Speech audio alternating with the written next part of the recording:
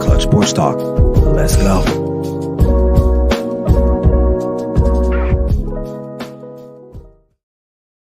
Good morning. What's up, everyone? It's me, your boy Ryan Flowers, aka Clutch Sports Talk, back in the house for NFL Sunday Wake Up. It's week 11 around the National Football League. Like I always say, each and every week, the season's just rolling by, man, with Turkey Day fastly approaching with this upcoming Thursday, man. As usual, we have a lot to get into. So if you haven't listened to the show before, please, if you haven't, it's your first time and you're on YouTube watching live on the Grid Network or my Clutch Sports Talk podcast YouTube channel, make sure you please subscribe right now, man. We are really appreciate it. So, but as usual, man, we're going to be breaking down a couple things today. We're going to be talking about my week 11 power rankings, some major shifts, major things happening in the power rankings there. And then we're going to break down each and every game up until from the Sunday night to the Monday night game, for the early morning all the way through basically the whole week 11, right? We're going to talk about every game there. And then we're going to go over my clutch picks of the week. So you don't want to miss out. So listen, sit back, pull up a chair, enjoy the show. This is Clutch Sports Talk, NFL Sunday Wake Up with me, Ryan Flowers. Let's go.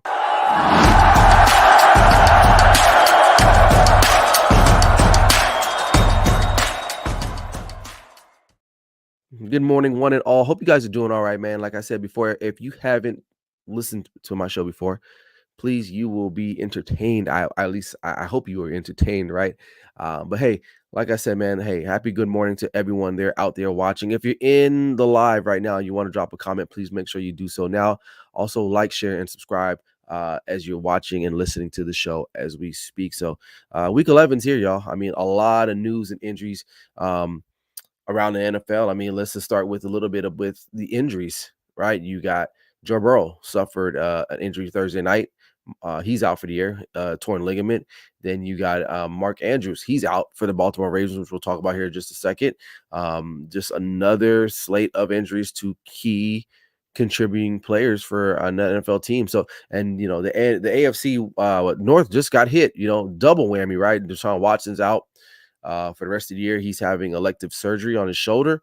And now, you know, they were kind of in the middle of it all. And now they're just kind of like, well, do we get it right with the quarterback? Is he worth the money right now? He doesn't look like it because he's not on the field a lot, right? So a lot of things going on in the Bengals, right? You know, I won't even talk about my power ranking, but it's pretty much over for them. To be honest with you, it's pretty much a done deal for the Cincinnati Bengals. And the Ravens, what about them now? Mark Andrews is a very, very key cog in that machine we call the Baltimore Ravens. So with him being out, that's what Lamar Jackson's favorite. Well, I wouldn't say favorite this year, but I would say like a safety blanket. He's out for the rest of the year. So a lot of weight being put on his shoulders, but he's still playing phenomenal. Hey, they've proven me wrong, yes, so far. So he stayed healthy. At least he has. Zay Flowers has been a dude, so we'll have to wait and see. But we still got a long road ahead until the playoffs. But right now they're looking pretty strong. So, all right, without further ado, let's just go straight into the power rankings for Week 11. All right, with that, you know, pretty solid win on the on Thursday night, right? Thursday night against the Bengals. I still got the Ravens at number one. Now that loss of Mark Andrews can be pretty big, and that's always the thing with this team is injuries, right? But we'll have to wait and see with them. But you know, they lost to the Browns the week before, and then they come back. Was it at home, I believe, and beat the Bengals. But Lamar Jackson still has his team looking like a title contender. So they're one of the best teams in the AFC. But we'll see though how that injury will play out for the Baltimore Ravens. Okay, coming in at number 2, the Philadelphia Eagles. You know, they were on bye last week after they beat the Cowboys. A game they probably should have lost, right? But they just kind of got away just a little bit. But hey, still, a win is a win in the National Football League. Still wondering about this team, right? And there's a lot of questions about them. They're 8-1, so like, I mean, people are asking, well, why is so many questions? They're 8-1, they're winning, but it's the way they're winning, and they're not the only team that's winning like this too. Like, you know, there are other teams in this power ranking that that win kind of similar to the Philadelphia Eagles. They just find a way to overcome and win these games. So whether their defense is not good for one game or vice versa, their offense isn't hitting on all cylinders, they still find ways to win these games. And Jalen Hurts is having he's having a pretty decent year, right? Excuse me. So but I will say this: the bye week came just in time for them, right? Because I know Jalen Hurts was battling a left knee injury, so he's gotten that rest. But their next 5 games is going to be a pretty tough stretch, right? Buffalo, I mean, if I'm talking my head, I think they got Buffalo, they got the Niners, and then they got Dallas and Seattle. It depends on how you look at it. It may be tough. I think Dallas will be tough again. Of course, the Niners are going to give them their best shot. Buffalo, I don't know about them anymore so much, so we'll have to wait and see with them. But I got the Philadelphia Eagles coming in at number 2, and at number 3, I got the defending champs, the Kansas City Chiefs. Look, they're literally around the same spot every year around this time. They're not like overachieving. They're just kind of right where they need to be. But Patrick Mahomes not having like the kind of the year that we would expect him to have. But it doesn't matter because when they get into the playoffs, because it's not if, it's when, that's when we see the magic. So the good thing for them, though, if they're still trying to lock up that number 1 overall seed in the AFC, is that the Baltimore Ravens lost. That was a big one. So that kind of helps them out there a little bit there. So, but look, this team, at the end of the day, it's going to be ran and driven by Patrick Mahomes and Travis Kelce, because they still do not have a legitimate number 1 wide receiver, and that still scares me a little bit. Not so much a ton, just because Patrick Mahomes is still just that dude, right? But we'll have to wait and see with the Chiefs. But I got them at number 3. Coming in at number 4, the Detroit Lions. 2 words for you when I think of the Detroit Lions: offensive line, right? This line, anchored by Penei Sewell, Frank, I forgot his name, Ragnow, Graham Glasgow, Taylor Decker, Jonah Jackson. The average fan do not know these players, right? They're like, who is this guy, right? When they think of the Detroit Lions, they probably think of Amon St. Brown, Jahmyr Gibbs recently. But those guys that I listed before, man, that's the offensive line of this team. They are driving this team literally to the top. They are running the ball so efficiently right now with David Montgomery and Jahmyr Gibbs, who's starting to come out of his shell now, and they have not allowed any sacks in 33 dropbacks recently. So this is a stat I'm just looking up right there. So this team really is looking really solid as they try to make that playoff. So I mean, look, Jared Goff, he's not. Is he a world beater at quarterback? No, but he's still really pretty good, right? Obviously, you saw them getting the shootout last week with the excuse me, the LA Chargers. They pulled that one off. I mean,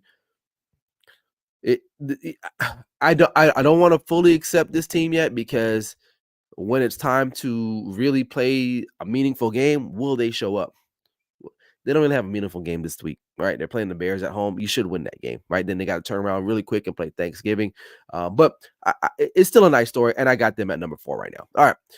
Number 5, the bounce back 49ers. Literally they were like on life support, but they get Debo back. Trent Williams is back, and they go into Jacksonville and destroy the Jaguars, right? That was a meaningful game for them, especially, excuse me, on the road. Coming off of a 3-game losing streak, people still wavering about Brock Purdy. Here's the thing with Brock Purdy: like, he's perfect for what they do. Obviously, okay, he is not the type of player or quarterback that is gonna have to. He's gonna have to be. Well, excuse me. He's the type of guy that can come from behind like that. All right, they're gonna have to play with the lead or keep it really, really relatively close. Because if they play a Cowboys, a team that they can score, right, at some point, the Eagles, sometimes if they, especially I'm thinking about the playoffs time, right? Hell, even the Lions, if the Lions get going on offense, right? Can he come back down being down 14-0, 17-0, right? Brock Purdy can't, and they're not designed that way. They're not designed that way. They're the Niners are formulated on running the ball, being up ahead, and not allowing their quarterback to make really, really big plays because they don't need him to make really big plays. They just need him to not turn the ball over. So he is what he is. I mean, listen, he's a seventh round draft pick for a reason. Okay. He doesn't possess elite arms talent. Maybe his decision making is pretty good, right? Obviously, right? So, but we've seen like any other team, if you have guys that are hurt or you're missing some talent or elite type players, they're not going to function as well, right? And that's what Brock Purdy is. But the Niners, as long as they stay healthy, they always finish strong towards the end of the season. And I think this is just their time right now where they're catching their stride, getting past those injuries, getting past the three game losing streak. And so I have them at number 5 right now, and they can steadily move up. Okay. All right. Coming in at number 6, I got the Dallas Cowboys. Pretty pretty dominating performance last week, which they should have. I mean, the Giants literally had random people playing in this game last week. So my problem with Dallas is not that they can't win games. They can definitely win games, but can they beat the elite teams in the National Football League? Right. So far, just based off their schedule, now that I'm thinking off the top of my head, like they haven't really beaten anybody. I mean, those 6 wins are really against teams that are probably not gonna make the playoffs, right? Now, they got a decent stretch coming up, starting well, not even starting on Thanksgiving because they got the Washington Commanders, which can be a tough game. It's a divisional game, but really not so much, right? But, they're gonna have games against, Buffalo. They're gonna have to go, play these games in Miami, Seattle, so, it's a doable schedule. It's a doable schedule, but when they play those potentially playoff teams, can they get the win? Excuse me. Sorry about that. Had to sneeze there for a second. So, again, but one thing I will say, the CD Lamb, Dak Prescott connection looking pretty strong the last couple weeks. He's had over 130 yards in receptions the last 3 weeks. So, shout out to CD Lamb. He's starting to look like a true number one when people doubted him. Excuse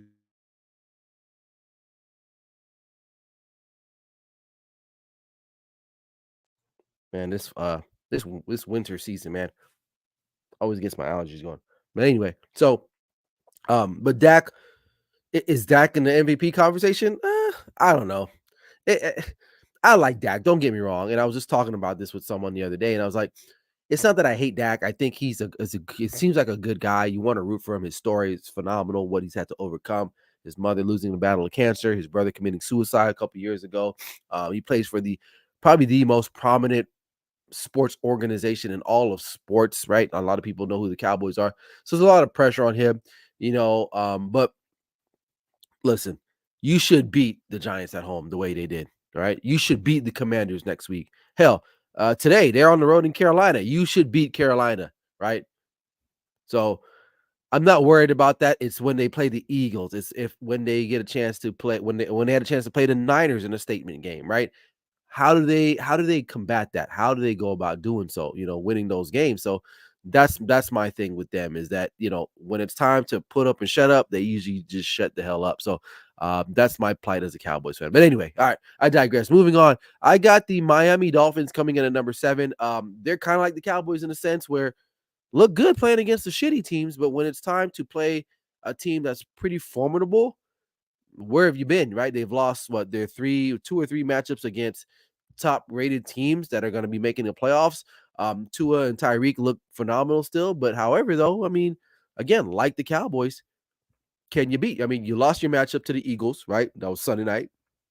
Uh, you lost your matchup on the road to Buffalo, and not only did you lose that game, you got tossed, right? And now looking at what's going on with Buffalo, it's kind of like, I don't know, man. So, um, still a very talented team, but again, you gotta beat someone with some quality, and they have not done that yet so far. So they'll have a chance. They'll have the Bills again. They got the Cowboys on the schedule here shortly, so we'll have to wait and see. But fun team to watch, just like the Cowboys. All right, coming in at number 8, they have fallen considerably. Um, I kind of was there was some fool's goal with Jacksonville. I'm not saying they're a bad team. They're not. They got some pieces there, but you can't get stomped out at home like that, right? Now, the Niners did have a lot to prove, right? Because a lot of people are like, "Oh, well, the Niners are done now." They're like, "Not so fast," right? As Lee Corso would say, they came into Duval County and beat the shit out of the Jacksonville Jaguars, and that's an understatement. I mean, that game was over within minutes of the first quarter. Like, you can tell that Jacksonville was not ready to play that day, and it showed. So, I mean, listen, they're in a division that they should wrap up. Well, maybe not so. I don't know, right? You got with the Texans, kind of exceeding expectations. They're ahead of schedule. Who knows? But they should. They should. Okay. You got a veteran quarterback. You got a veteran head coach. In a divisional that's totally winnable at this point, right? Texas can push you guys a little bit, but Jacksonville Jaguars, what happened, right? And then coming in at number 9, speaking of that same division, the Houston Texans, man, like shout out to them, dude. They're doing their thing over there. Um, CJ Stroud definitely in the conversation for MVP as a rookie, right? As a rookie, I liked him coming out of college. Liked him more so than Bryce Jack. What's his name? I forgot his name already. Bryce Young. Um, he's looking all the bit of an NFL quarterback, the way he makes the throws, his decision making, his playmaking ability, which a lot of people did not like his playmaking ability, right? They were like, "Oh, Bryce Young's playmaker, he's more of a playmaker." Yeah, because you would see him run around a little bit more. But listen, the game that really put me on the CJ Stroud game was that college football playoff game against Georgia, right? Because that's the closest as far as talent wise in comparison to the NFL that he played against. And he did his thing. Honestly, Ohio State should have been playing for the national championship. If their kicker would have made his field goal, we would be probably talking about Ohio State winning that national championship last year over Georgia, right? But that game, and I know he had other games, similar to that, but that was the game because it was a marquee game. It was New Year's Eve. He played his tail off, and for me that was kind of like I had questions about him, but after that game I was like, oh, oh yeah, this guy's legit. And then on top of that, the Houston Texans, they surrounded himself with a mix of veteran and young talent, like Tank Dell. I was a big fan of him coming out of the University of Houston. You can go back into the archives, go to my TikTok. I did a clutch combine on him, and I was like, I like this guy, man. He's phenomenal. He's a stud. A little undersized. We'll see how that works out for him in his career. But listen, Tank Dell, Noah Brown, Nico Collins, the Cowboys' former tight end Dalton Schultz, like they're doing something, and their defense isn't that half bad either, right? So, and Devin Singletary isn't a game breaker, but he's still getting 30 carries, 150 yards, like so. They're doing a little bit. So I don't know if they're going to be able to sustain this because they're still a young team. And the thing with young teams is that they find ways to lose games and not win them. Now, last week was a great game, a come from behind win against Cincinnati in Cincinnati. So I'll give them credit for that. So, but shout out to them, man. I really like what the Texans are doing. And I was on them early, right? And then finally, I got the Pittsburgh Steelers. Now I bumped out Seattle. As you can see, I don't have the Bengals, and I don't even have the Bills anymore. The Bengals are pretty much done. Like you're down to your backup quarterback. The Bills might be able to sneak back in here and now and then with a couple wins here. But this week, I'm going to go with the Steelers. And I know some people might be wondering, like, why the Steelers? But listen, they're 6-3. They got an opportunity to go 7-3. Is it a little bit of fool's gold? Yeah, because their offense is still kind of shite, right? Obviously, but that defense is still phenomenal. And I like Mike Tomlin, even though he doesn't get a lot of credit as a head coach. His ability to still be a professional and maintain really has this team playing at a high level. Now, if they can just always get their offense figured out, man. Like since Big Ben has retired, that's been the question now. It's kind of like, and even towards the latter years of Big Ben's career, it's kind of like, what happened to the offense? Right? They used to have AB, Juju Smith-Schuster, right? You even go back before that, Mike Wallace. I mean, and you got guys. That's what I'm saying. You got Deontay Johnson, you got George Pickens. Get these guys the ball, man. Get these guys the ball. So we'll have to wait and see. But I got the Pittsburgh Steelers at number 10, man. I mean, and maybe I probably should have put Seattle in there. But they might flip flop. But that 10 spot is always kind of like a question mark for me because there's a couple teams but like I said, Cincinnati's got to be out of there.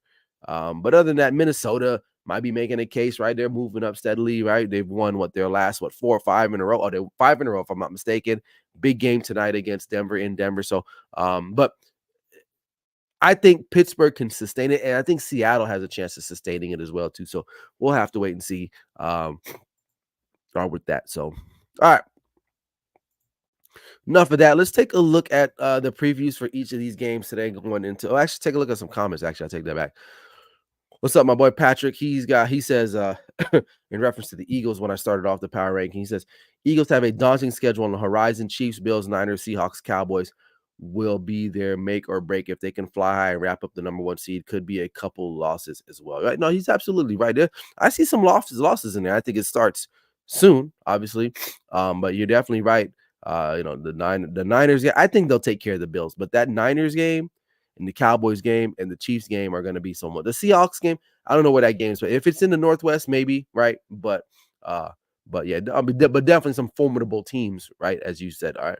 He says, Patrick, he says Stroud is that dude. Absolutely. Carolina got it wrong in taking Bryce Young. CJ Stroud is breaking the narrative in Ohio State. Quarterbacks can translate to NFL success. Absolutely. Because that's been the knock on Ohio State. Like, think about all the quarterbacks that have come out of there, highly touted, right? Dwayne Haskins, rest in peace. Troy Smith, Heisman winner. Justin Fields. I think the thing with Justin Fields is that he's just a product of the team that he's on, honestly. So he's got some talent, but maybe not the cerebral skills of CJ Stroud. He's got Texans. Texans have big wins over Jags, Steelers, and Bengals. It's true. These are all playoff teams from a year ago, if I'm not mistaken, right? With the maybe exception of the Steelers. I forgot how did they make the playoffs last year? I don't remember they did, but they were like in contention. So yeah, he's got some good point. Good point. All right. Sorry, 1 second. Another question. Ben Cornett. This is listen. Ben, you are always on time with these very thought provocative questions. And this is a very good point, right? He says, you think Caleb Williams will break that bad USC quarterback narrative? Honestly, man, his stock for me has dropped considerably, right? Like, I don't, is he talented? Yeah, I think he's talented. But his demeanor, man, is it really and it's like all of a sudden, I think what happened was, when you win the Heisman and then you come back the next year, it usually doesn't ever really work out well for that particular individual. Think back, that's why there's only been one person to win the Heisman back to back, Archie Griffin, right, from Ohio State, many years ago. Because what happens is that when you win that Heisman, right, and then you come back, the expectation level is just so large that you can't it's like you're trying to erase your shadow and you can't outrun your shadow. It's a part of you, right? And so what happens, I think happens a couple of things that happen to Caleb Williams, right? And I digress, but this is a very good topic. Number one, he's trying to live up to the hype again, right? So some of these games, in particularly that Notre Dame game, you see him pressing. You see him pressing, trying to win the Heisman again on every throw, and it leads to mistakes, right? And then his demeanor, his behavior, right? His behavior was a little questionable last year, with the whole finger painting of the nails and F you, Utah, blah, blah, blah, right? We got past that. Why? Because he won the Heisman, okay? And then, oh my God, USC and Lincoln Riley, and they're gonna be crazy. He looks like Patrick Mahomes. And then it's kind of like, not saying he had a bad season, but in comparison to what a Heisman should be like, eh. And then you look at guys like Michael Penix Jr., right? Who I feel is one of the better quarterbacks this year. Jaden Daniels, the kid from LSU via California, right? He's from the California area, transferred from Arizona State. He should probably be a Heisman hopeful or contender, but no one's really talking about him because his team has 3 losses, right? So I think those guys are playing at a higher level. I think hopefully this might be a really good quarterback class. I hope so. I really do, because there's some teams out there that need really good quarterback play.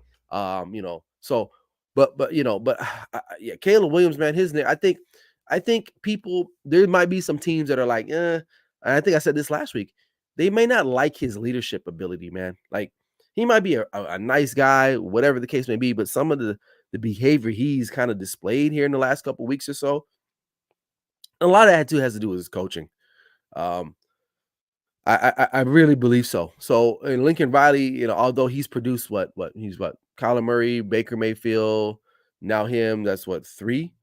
3 Heisman winners, and then Jalen Hurts was a finalist. So he's had 4 quarterbacks in the last 6, 7 years be a part of that Heisman conversation. I think maybe we might be anointing, or we have given Lincoln Riley a little bit too much credit at this point as a coach. But I don't know, man. When I watched that Washington and USC game a couple weeks ago, like Michael Penix Jr. was doing some stuff, man. But I think because overall he doesn't have the same name as Caleb Williams because he hasn't won a Heisman. But I would say his stock has definitely dropped, in my opinion. It has dropped a lot where people are he's not gonna go in the first round. Nah, I mean he might still go number one, right? There might be a team that still will take a chance on him. But I'm willing to say I'm not willing. I'm looking to see how his behavior, his mindset plays out in the National Football League because you know, after they lost to who was it they lost to, and he was crying Utah. Like, I'm not saying you can't cry, man, and then but Jesus Christ, like you can't do that, man. But hey, good point, Ben. And to follow, Ben says, I honestly think Penix and McCarthy, depending on where they land, will have better careers than Kelly. Yeah, yeah, and we've seen it time and time again. I absolutely agree. Patrick says Lincoln Riley ruined Caleb's stock. It's a bad look, and his demeanor speaks volumes to the NFL scouts.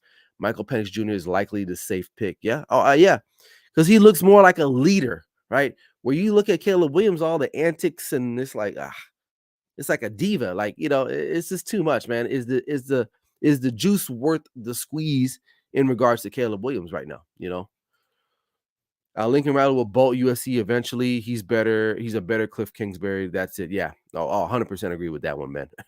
100% agree. All right. Let's talk about some of these games. All right. So we got Tennessee on the road taking on Jacksonville. Listen, Jacksonville better win this game.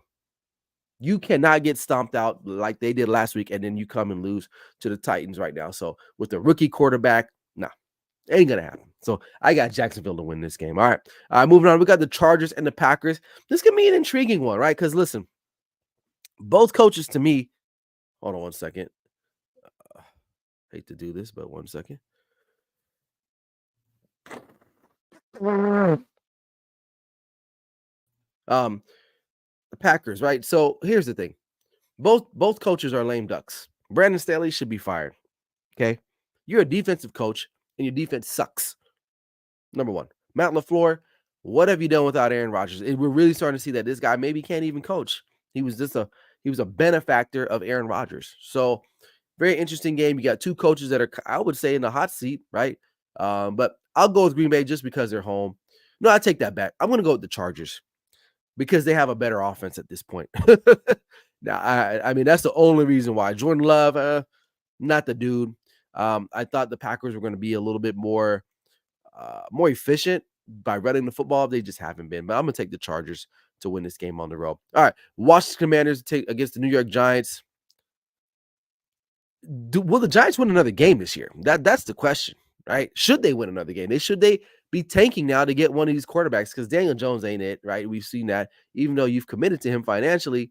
But I'm gonna take the Commanders to win this game, just because the Giants are just depleted, man. They're just depleted. All right, moving on. We got the Raiders. Nice little fun story the last 2 weeks. Antonio Pierce, the interim coach, he's 2-0. But now they got to actually travel and go on the road to Miami. And we all know Miami is good at beating teams that are not playoff worthy. Okay. Now, although I think the Raiders are going to be playing inspired football, but I don't know if it'll be enough. This offense is just too potent, especially at home. I like the Dolphins to win this game and move on. All right. Arizona Cardinals going to Houston, taking on the Houston Texans. Great come from behind win last week, right? They're doing a little in the little locker room, right? With CJ Stroud. I like the Texans to win this game outright, although Kyler Murray looked pretty decent last week against the Falcons, but hell, it's the Falcons. They suck, which I knew they would suck. Okay. And there was this guy on my social media. I remember these people, man. He was like, "Oh, you know what the hell you're talking about? The Falcons are legit." I'm like, bro, chill, right? Chill. All right. Anyway, but I got the Texans to win that game. All right. Clutch pick of the week. We got the Chicago Bears taking on the Detroit Lions in what people might be considering a trap game of some sorts. If I'm not mistaken, I believe Justin Fields is returning today. But still, nonetheless, listen, the Lions are a contending type team. The Bears, not so much. I'm going with the Lions to win this game. I know the last time I went with the Lions, they got their ass whooped by Baltimore. So Detroit, please do me a favor, because if you lose this game, I'm done. I'm never picking you guys for the rest of the year. I swear. I swear. I'll if I'm not messing around, Detroit. You guys better win this game. And I know the NFL is very, some of these games that I'm calling might go the other way, but this one, it has to be a lock. You got to take care of this team. In all seriousness. All right. We got the Browns on the road taking on Pittsburgh, and my another clutch pick of the week. Um, this one was close. So a lot of people, Browns were favorite, and then Deshaun Watson. But listen, Browns losing their quarterback. They're gonna have to start DTR or PJ Walker, whatever his name is. Pittsburgh, you better win this game too. Backup quarterback. Your defense is playing solid. Just don't turn the ball over, and you got a chance. And I feel bad for the Browns because they kind of were. They were doing something. They were on the move, but when you lose your quarterback for the year, man, it kind of just is like, I can't really trust you anymore. All right. But I got the Steelers to win in a close one. It's a divisional game. It'll be a close one. All right. Cowboys on the road in Charlotte, North Carolina, take on the Carolina Panthers. The Cowboys are heavily favored in this one, and they should win this game. They should dominate this game and get out of there and get ready for Thanksgiving this coming Thursday against the Washington Commanders. Mind you, I will be doing a show on Thanksgiving morning, so you guys want to make sure you tune in for that. We'll break down those games for Turkey Day. But anyway, I digress. Cowboys win that one. All right. Tampa Bay Buccaneers on the road against the Niners, who are back at 100%, almost, I would say. Niners get this win at home. They keep on rolling and get that dub. All right. LA Rams on the road in the Northwest taking on Seattle. This is always a fun little matchup, right? Both teams know each other very well, right? Same division. The players know each other. Seattle looking to try stay in contention in the NFC West. The Rams just trying to stay afloat, honestly, right? I mean, look, we don't really expect much from the Rams this season anymore. It was nice, the little Puka Nacua story, but kind of like, it's fizzled out a little bit. I like Seattle to win this game and move on and just kind of inch closer in that NFC West there. All right, New York Jets taking on the Buffalo Bills. This one is a weird one too. The Bills coming off of just a mind-blowing loss. Was it Monday night? Was it Monday night? Yeah, Monday night against Denver. Maybe Denver's figured it out, but the Buffalo Bills, maybe they're just not that good, to be honest with you, at the end of the day. So, but listen, the Jets cannot score. They just, it's like them. The Jets are allergic to the end zone. Like they get near it, they start acting crazy. They can't get in the end zone because they should have beat the Raiders. As many times they were in the red zone last week, Sunday night, should have beat the Raiders, but they can't. But and listen, a lot of people are mad or just like, oh, Zach Wilson sucks. I don't really think it's all him, man. I think the coaching just sucks. Like Zach Wilson does possess some type of talent, but the offensive coordinator is thinking that he has Aaron Rodgers out there, right? He's not playing to the strength of Zach Wilson, right? Zach Wilson is not Aaron Rodgers. I don't care if they sit in the same room and he's learning stuff through osmosis from Aaron Rodgers. It doesn't make him Aaron Rodgers, right? So Nathaniel Hackett, who didn't hack it as a head coach, didn't have Aaron Rodgers, he sucked there. Aaron Rodgers comes to New York, or he gets hired by New York, and then Aaron Rodgers come. Now we're like, okay, this should be a good fit. He gets hurt, and then like their offense still can't score, right? And they got weapons. But yeah, I think a lot of it has to do with coaching. A lot of people are blaming Zach Wilson for Robert Saleh possibly getting fired or being on the hot seat. It ain't all him, man. Like you got to tailor your game plan to your personnel, and I don't think the Jets are really doing that so well. So, but anyway, long story short, I got the Bills to win because at least the Buffalo Bills can score touchdowns, and the freaking Jets can't. All right, and then as for the primetime games tonight and tomorrow night, we got the Minnesota Vikings and Denver Broncos. A lot of people are probably like, I'm not gonna watch this game. I'm intrigued. I haven't really yet to sit down and watch Joshua Dobbs play like this year. At least I've watched him play last year. But this, actually, I take that back. I watched him play against the Cowboys this year when he was on Arizona. This guy's been on like 5 teams in 1 year. Like that's crazy to me, bro. But I like this game to watch. I'm going to take the Minnesota Vikings though. There's something about this team right now. They've won their last 5. Justin Jefferson is out. Obviously, Kirk Cousins out for the year. This team is like, do I feel like they have enough in the tank? No, but I like the story of Josh Dobbs, so I'm going to be rooting for him. And not to say I don't like Denver, but because I like Russell Wilson, he gets clowned a lot, but I'm gonna go with the Vikings to win this game tonight. So it'll be a good game. I get it. It's not a primetime marquee matchup.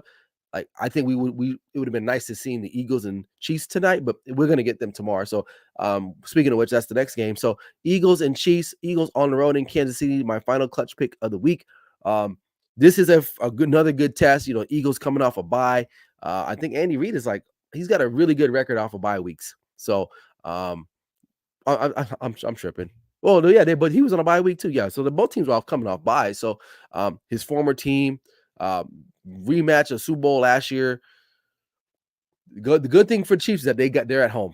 They're at home, but I like the Chiefs to win the game, man, because they just got that championship caliber. They know how to finish off these games, and so it'll be a close one, though. I think this will be whoever has the ball last type of game. So there you go. All right, so recap of the clutch picks of the week. We got Detroit Lions. You better win that game. Seattle better win that game. Pittsburgh, you better win that game. The Chiefs is kind of like, that's a tough one, man. That's a tough one. But listen, I bounced back. Weeks 3 and 4 really destroyed me. I was like 0-4 for those weeks, and it really put me back. But now I'm back at 500. I went 3-1 the last 2 weeks. I'm looking to maybe go undefeated this week, so we'll have to wait and see. But those are the clutch picks of the week. Love them, leave them, like them, whatever. There they are. But yeah, I try to pick some decent games, but it is what it is. But hey, that's why I did that. It's hard. You hear the music in the back, man. I got stuff to do. That means I gotta roll up out of here. But I appreciate you guys. Hey, so be on the lookout next week, Thursday. We're gonna do NFL Sunday Wake Up Thanksgiving Day edition. I got something fun planned for you guys. Like, who are you inviting to your Thanksgiving Day feast? Who's coming at your table, right? So think about that. I know who I'm inviting. I'm gonna show you guys who I'm talking about, and we're gonna break down all of the day's games from the Lions to Cowboys. I don't know who's the nightcap, but we'll break it all down. It'll be fun, a fun little morning show. So make sure you guys tune into that, and then follow up with next week's Sunday as well, as we talk more about Week 12 around the National Football League. So it is what it is. But hey, appreciate everyone that was in the comment section today. Patrick, man, appreciate you guys showing me some love as usual. It's always a good time. So that's all I got, man. Hope you guys enjoy the rest of your Sunday, and I love that you guys spend the first part of the day with me. Clutch Sports Talk NFL Sunday Wake Up with me, Ryan Flowers. Like I always say, never settle till the work is done. I'll see you guys Thursday. Peace.